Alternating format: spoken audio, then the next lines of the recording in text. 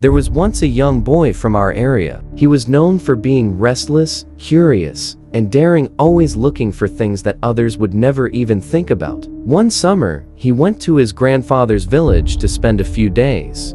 The village was calm, surrounded by fields, tall trees, and endless silence. But beneath that silence, something dark was hidden. The boy heard whispers from the villagers. They often spoke in low voices about a man who lived on the edge of the village, an old tantrik. People said he was no ordinary man, but someone who dealt with things that were forbidden, things beyond human understanding. They said he practiced black magic, the kind of magic that could bring fortune, destroy enemies, or even summon spirits of the dead. Most villagers feared him. They never went near his hut after sunset. Children were warned not to wander close, and elders avoided even saying his name at night. But the boy was different. Instead of fear, he felt a strange attraction. Something inside him kept whispering, "What if it's true? What if I could learn those powers? What if I could control the unseen?" Day by day, his curiosity grew stronger. He began to secretly follow the tantrik from a distance, watching him collect herbs, draw strange symbols in the dirt, and mutter chants that no one else could understand. At night, the boy couldn't sleep. He kept imagining what it would feel like to hold such powers in his hands, to control the dark, to make others afraid of him, to have secrets no one else could touch. That thought alone lit a fire inside him. Finally, one evening, he gathered all his courage and approached the tantrik. His heart pounded, his hands trembled, but his voice was steady. "Teach me," he said. "I want to learn what you know." The tantrik turned his eyes toward him, cold, piercing eyes that seemed to look right through his soul. After a long silence, the old man finally spoke. "Child, what you seek is dangerous. It is not meant for everyone. If you walk this path, you may never return." But the boy was stubborn. The more he was warned, the more he wanted it. For him, fear turned into excitement. The forbidden knowledge was calling him, and he was ready to risk everything to claim it. And thus began his descent into the unknown. The boy's stubbornness had finally broken the tantrik's patience. For days, he had tried to avoid the boy, warning him again and again, "Leave this path. Black magic is not for the weak. It demands sacrifice. It demands your soul." But the boy refused to listen. He kept coming back every single day, begging, pleading, insisting, until one evening, under the shadow of the setting sun, the tantrik finally gave a faint, bitter smile. His eyes gleamed strangely as he said, "Fine, if you are so desperate to taste darkness, then you must first pass my test." The boy's heart skipped a beat. This was the moment he had been waiting for. "What test? Tell me, I will do it." The tantrik leaned closer, his voice dropping to a chilling whisper. "Not far from here, 4 villages away, there was an accident just a few days ago. A young unmarried girl lost her life. Her body was buried in the graveyard there. You must bring me her head." The boy froze. His lips trembled. He had expected something strange, but not this. A human head?" he asked. The tantrik's expression turned dark, his tone sharp. "Yes, not just any head, the head of someone who died young, married, and tragically. Such a spirit holds immense power, and only with such a sacrifice can the true gateway to black magic be opened." The boy's chest tightened. He felt fear rising inside him. Images of graveyards, corpses, and hollow eyes flashed in his mind. For the first time, he thought of turning back.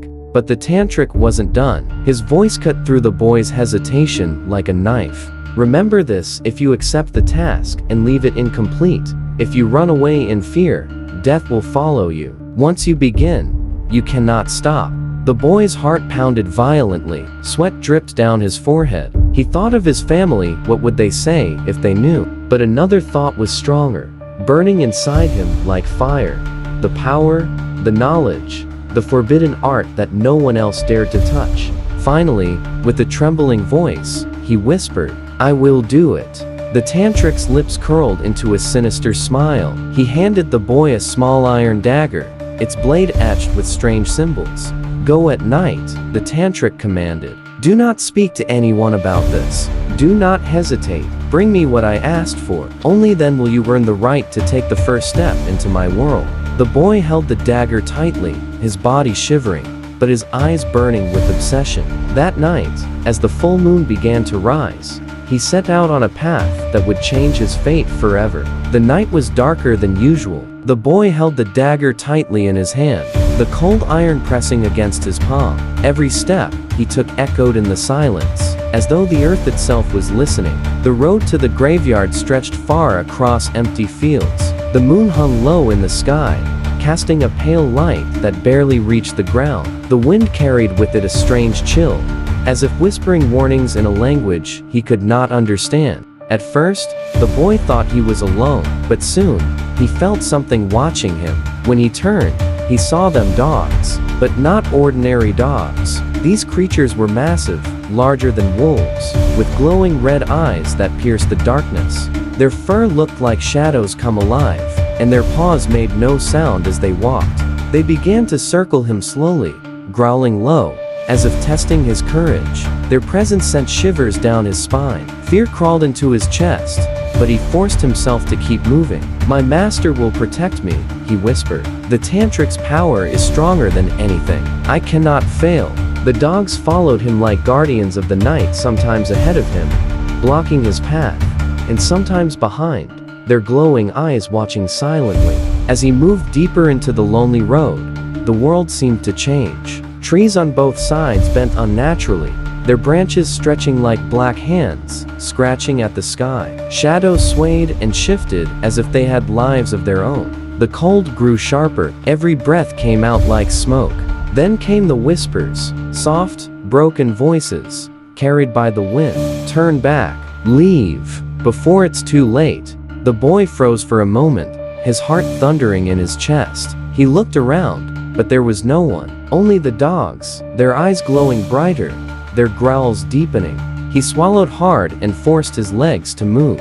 Step after step, his fear grew heavier, but his determination burned hotter. The thought of power, of forbidden knowledge, pulled him forward. At last, through the twisting shadows, he saw it, the graveyard, silent, desolate, a place where the air itself felt heavier, colder, filled with something unseen.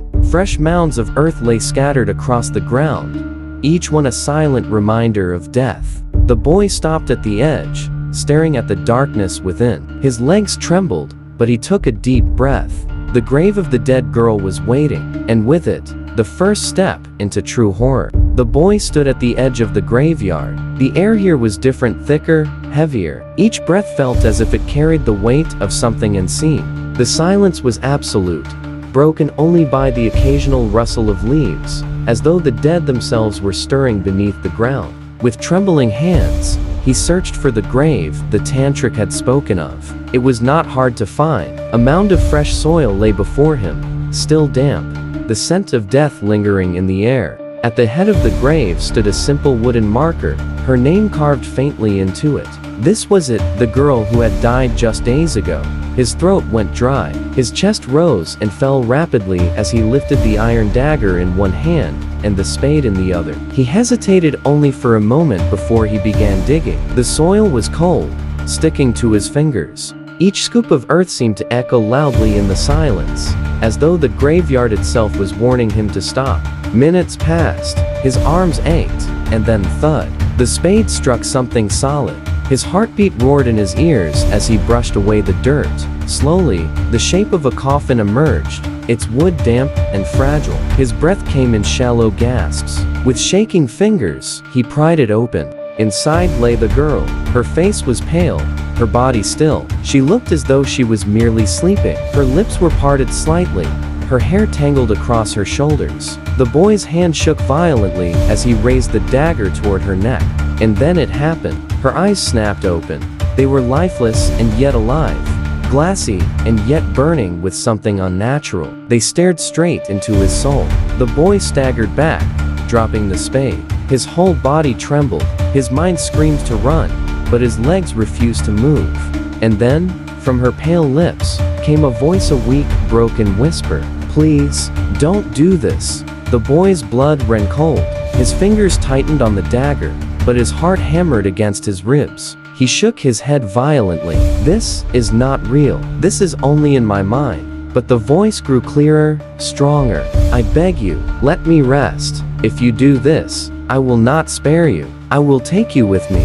Her eyes glistened with something both human and inhuman. Tears, or perhaps something darker, slid down her cold face. The earth around the grave seemed to tremble, as if the night itself waited for his decision. The boy swallowed hard, his breath ragged. Fear screamed inside him, but obsession drowned it out. He remembered the tantric's promise, the lure of power, the forbidden knowledge he craved. Ignoring the warning, he lifted the dagger higher. The girl's voice grew desperate, filled with rage and sorrow. "Don't. If you do this, your fate will be worse than mine." But he heard nothing. His mind was deaf, his soul blinded by greed.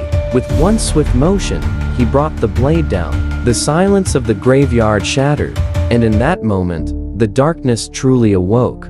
The blade fell. In one swift motion, the boy severed the girl's head. The sound of steel tearing through flesh echoed unnaturally in the graveyard. For a moment, everything around him grew unnervingly silent. No wind, no rustle of leaves, not even the distant call of an owl. It was as if the night itself had stopped to witness the sin. Her lifeless head rolled slightly to the side, but those eyes, those dreadful eyes, remained open. They stared at him with a haunting intensity, as though silently cursing his soul. The boy's chest heaved. His hands shook violently, yet he felt a strange rush of triumph. He had done it. The task the tantric had given him, the impossible test, he had succeeded. Power was now within his grasp, but in the pit of his stomach, an unease began to grow. As he bent down to lift the severed head, he thought he saw her lips twitch, as if trying to form words. He froze, his breath sharp, his eyes wide, but no sound came, only silence. Forcing his fear away, he wrapped the head in a piece of cloth and stuffed it into a sack. His body felt heavier now, as though the sack itself carried more than just flesh, it carried a curse. The journey back was worse than before. The monstrous dogs still followed him, but this time they did not growl. They stayed silent, walking beside him like guardians of death. Their glowing eyes reflected the sack he carried, never leaving it for a second. When he finally reached his home, the first rays of dawn had begun to touch the sky. The world seemed normal again. Roosters crowed, people stirred awake, but to him, nothing felt normal. Every sound was distant, every movement unreal. He remembered the tantric's instructions. Bury the head beneath the tamarind tree in front of your house. Leave it underground for 2 days. Do not disturb it. Only then return to me. With trembling hands, he dug a shallow pit beneath the old tree. But just as he was about to place the sack inside, he heard footsteps. His family was approaching. Panic gripped him. If they saw what he was doing, everything would be exposed. In a rush of fear, he abandoned the burial and quickly hid the sack. That very night, he went straight to the tantric's hut. The old man's eyes narrowed as soon as he saw the boy. His gaze fell on the sack, and then on the boy's pale, exhausted face. Slowly, the tantric's lips curled into a frown. "You fool," he hissed. "I told you to bury it for 2 days. The ritual is broken. Do you even understand what you've done?" The boy stammered, his voice trembling. "My family, they saw me. I had no choice." The tantric slammed his hand on the ground, his eyes blazing with fury. "You have invited death upon yourself. Leave it here, and listen carefully. Do not step outside your house for the next 3 days. Not even for a moment. If you disobey, the spirit will come for you." The boy nodded, terrified, but somewhere deep inside, his arrogance still whispered, "Nothing can harm me. Not while I have the tantric as my master." He had no idea how wrong he was. The tantric's warning echoed in the boy's ears as he returned home. "Do not leave your house for 3 days. Not even for a moment. If you break this rule, the spirit will come for you." The boy locked himself inside, his heart racing. Shadows from the tamarind tree stretched across his room as the early morning sun filtered through the window. Every creak of the floor, every whisper of wind, seemed like a threat. The sack containing the girl's severed head lay hidden in a corner, and he could feel its weight, not just physical, but a dreadful presence, as if the head itself watched him. The first night passed slowly. The boy's mind refused to rest. Every sound, Every shadow, every movement outside made him jump. But with dawn came a false sense of safety. He told himself, I survived the night. I can survive the next 2 days. I am protected. But arrogance and impatience do not respect fear. On the second day, curiosity gnawed at him. He wanted to see if anyone had noticed, if anyone was searching. He wanted to move freely, to feel normal again. And slowly, almost unconsciously, he crept toward the door. The moment he stepped outside, a strange chill wrapped around him. The wind whispered unintelligible words. The branches of the tamarind tree groaned as if warning him to go back. His heart pounded violently, but he ignored the omens. He walked down the path, each step heavy, each shadow seeming to stretch and twist toward him. The world looked ordinary, yet every detail felt wrong. The dogs from the graveyard seemed to appear in the corner of his vision, fleeting glimpses of glowing eyes, vanishing whenever he turned. Inside, his family continued their daily routine, unaware of the darkness that had already begun to stir. But the moment he crossed the threshold, the curse, the consequence of his sin, was set into motion. By disobeying the tantrik, by stepping out before the full 3 days had passed, he had broken the final protective rule. The spirit of the girl, wronged and enraged, began its silent pursuit. Shadows shifted unnaturally, and a presence followed, unseen but palpable. The boy had thought himself clever, brave, untouchable, but now, the night was alive. The very air around him seemed to pulse with anticipation. The forbidden forces he sought to command were now waking, and they were angry. In that moment, he realized the first horrifying truth of black magic. You can never control what you do not respect. And somewhere in the distance, a whisper floated on the wind. I warned you. Now, you belong to me. The boy's fate, once filled with ambition and pride, was now shrouded in darkness. He had stepped out of his safe haven, and the night had begun to claim him. From the moment the boy stepped outside, the world seemed to shift. The air grew colder, heavier, as if invisible hands pressed against him.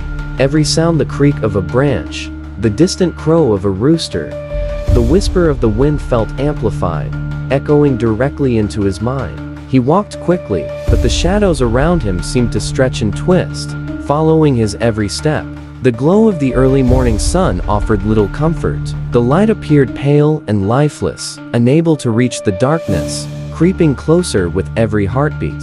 Hours passed, but the boy's path led him nowhere familiar. The village looked the same, yet different streets twisted in impossible ways. Houses seemed to shift position, and the familiar fields appeared endless, stretching into oblivion. The dogs from the graveyard appeared at the edges of his vision again, their glowing eyes reflecting an unnatural hunger. Panic clawed at his chest. He tried to run, but the ground seemed to resist him. Every step felt heavier than the last, and soon, a strange emptiness swallowed him. He looked around desperately, but there was no one. No villagers, no friends, only shadows that moved without source, whispers that carried unseen threats, and the ever-present, burning gaze of the girl's spirit. Back at home, his family began to notice his absence. His mother searched every corner, calling his name, her voice trembling with fear. Friends and neighbors joined the search, their voices merging into frantic shouts. But no matter how far they looked, the boy was nowhere to be found. When they finally approached the tantrik for answers, the old man's face turned pale. His hands shook slightly as he admitted the truth. I warned him. I refused him. I told him not to step outside for 3 days. Yet he disobeyed. He has invited the darkness upon himself. He is gone. The villagers felt a chill run down their spines. The tantrik's words carried the weight of inevitability. The boy's body had vanished from the world of the living, claimed by the unseen forces he had dared to tamper with. And yet, in the village, shadows seemed to linger a little longer than usual. The air around the tamarind tree, the spot where the girl's head had been hidden, pulsed with a quiet, menacing presence. Something had been awakened, and it would not rest. The boy's fate was sealed. He had ventured into forbidden knowledge, broken sacred rules, and paid the ultimate price. The world would never see him again, but his story, his warning, remained etched into the memory of those who knew him. The night had claimed him. Days passed, yet the boy remained missing. His family, friends, and even the villagers searched tirelessly, calling his name, combing the forests and fields, but all in vain. The boy who had dared to challenge forbidden powers was nowhere to be found. Then, one early morning, a chilling discovery was made behind his own house. The air was thick with the scent of decay, and the earth beneath the tamarind tree seemed disturbed. Trembling, his family dug cautiously, and what they uncovered made their blood run cold. The boy's body lay there, mutilated beyond recognition. His throat had been violently slit. His head was severed, lying a few feet away, eerily reminiscent of the girl whose death he had desecrated. The same haunting intensity lingered in the empty sockets of his eyes. A silence, heavy and suffocating, engulfed the area. No bird sang, no wind whispered, only the oppressive presence of something dark, lingering, as though it had been waiting for him all along. The tantrik appeared soon after, his face pale, his eyes shadowed with fear. Even he, a master of black arts, seemed shaken. "I warned him," he murmured, his voice barely audible. "I refused him, I told him the rules, and yet, he disobeyed.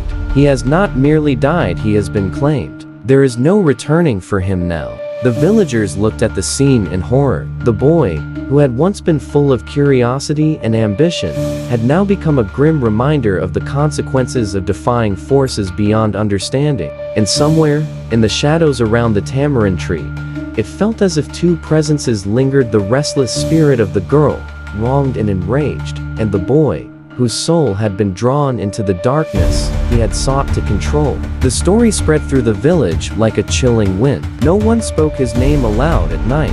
Children were warned never to venture near the tamarind tree, and the legend of the boy who vanished after seeking forbidden knowledge became a silent, fearful lesson for all. The night had taken him. The darkness had won, and those who dared to seek the power of the unseen were left to wonder who would be next. The end. Did you enjoy the story? Let us know in the comments. And if you liked it, don't forget to like, share, and subscribe to The Horror Dream. Want more stories like this? Subscribe to The Horror Dream, and we'll bring you more darkness, just for you. If you enjoy a little chill down your spine, stick around, like, share, and hit that subscribe button, right here on The Horror Dream. Your support keeps us going, so stay with us. Subscribe to The Horror Dream for more spine-tingling tales.